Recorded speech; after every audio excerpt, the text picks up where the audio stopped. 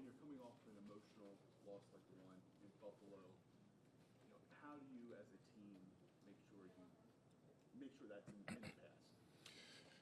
That's a good question. I think everybody is different.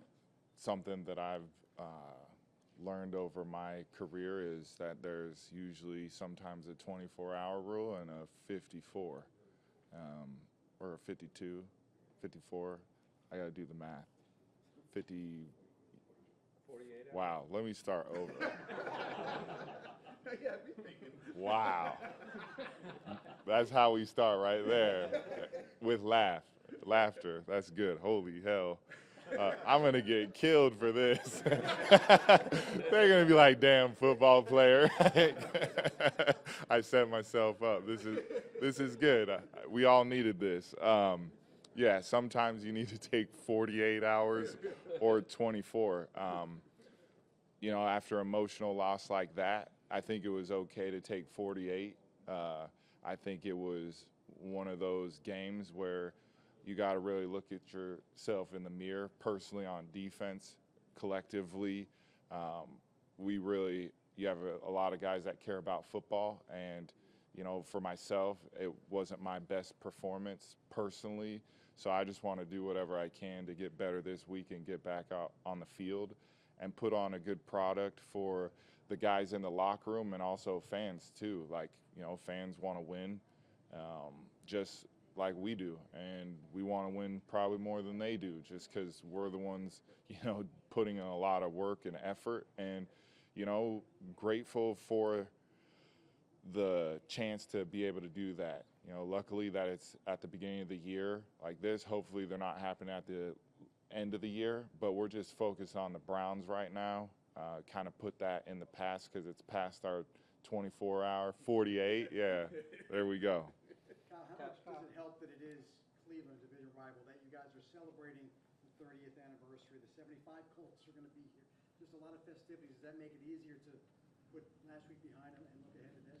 Yeah, that's awesome. I don't think that honestly is anything that has to do with us. I think that is more for what's going on for the fans in the stadium. I think we're just focused on us, and we got to play the Browns.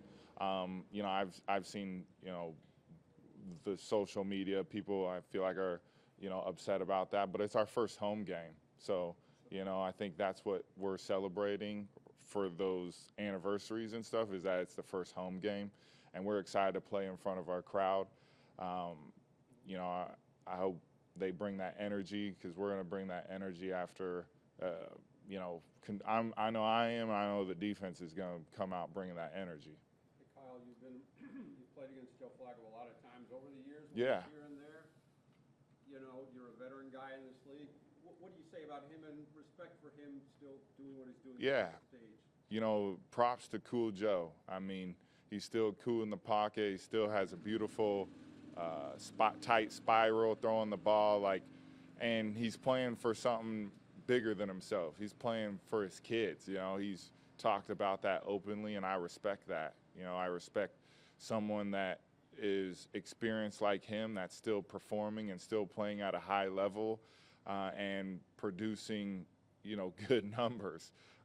He seems like everybody cares about what he's got going on as the quarterback. Some teams, don't put everything in their basket. I feel like the Browns are heavily on Joe's side, and I respect that they're committed to him, and I respect that he's committed to the game as much as he has been, not only now but in the past too. And it's awesome to see him still play really, really good football. Kyle, when we talked to John on Monday, he said the contain on Josh Allen wasn't what it needed to be. I mean, from your standpoint, what do you feel like happened there, and what can you guys do to fix it? Yeah, that's a good question. I think it goes back to controlling what your 1/11th job is. I think it starts with communication and then performance when you're doing that standpoint. I feel like we did okay at points in the game, but at the end result, it wasn't what we wanted, and we ended up losing. And, that's a big reason why we lost, was the pass rush lanes weren't as tight and crisp as we needed it to be.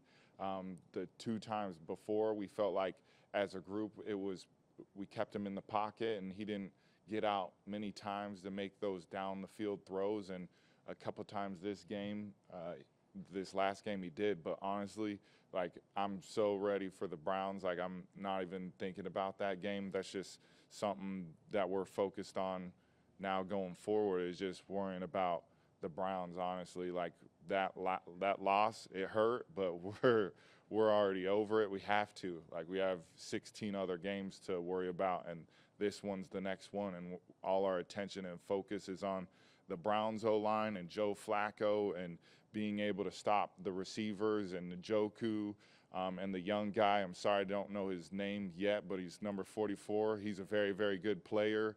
Sampson, the running back. I mean, they got some talent over there, and we're focused on them. Kyle, did you feel like these last couple of days you or any of the other veteran leaders felt the need to say something specific to the team, or is it kind of like what's known doesn't need to be said? Yeah, I mean, the defense had a dinner, and it's going to be private, just because I don't need to express what was said, but things were talked about, and we have to turn the page and focus on the Browns and make sure that we don't start like last year. I know personally, for me, the positive is I'm not playing with a broken face. So, like, that's something. Yeah, that's something good for me going into week 2, is that I'm healthy. And we have a pretty healthy team right now. Looking forward to the challenge of the Browns. Joe Flacco coming back to a place where he's won a Super Bowl, and the emotions of that, and he's going to want to play really well. So the competition of how the Browns defense has performed over the years, and our defense needs to step up, and it's exciting to have that challenge and being able to have the opportunity to play and the perspective and the to play on Sunday. We're excited about that. Not to push on it too much, but just how rejuvenated did you feel coming out of a dinner like that and a meeting, getting the whole group together? Yeah, you got to put perspective on it, and the perspective is we weren't good enough, right? Those are the facts that we ended up losing, and let's turn the page and focus on the Browns, because 1-1 sounds a lot better than 0-2. Whose idea was the team dinner, and did you pick up the check? Good question. Like I said, I'm not going to go into details, but just know that we're doing everything we can to try to right the ship and get it going in a place where everybody's excited about it. Cool. Appreciate it, Kyle. Awesome. Thanks, Kyle.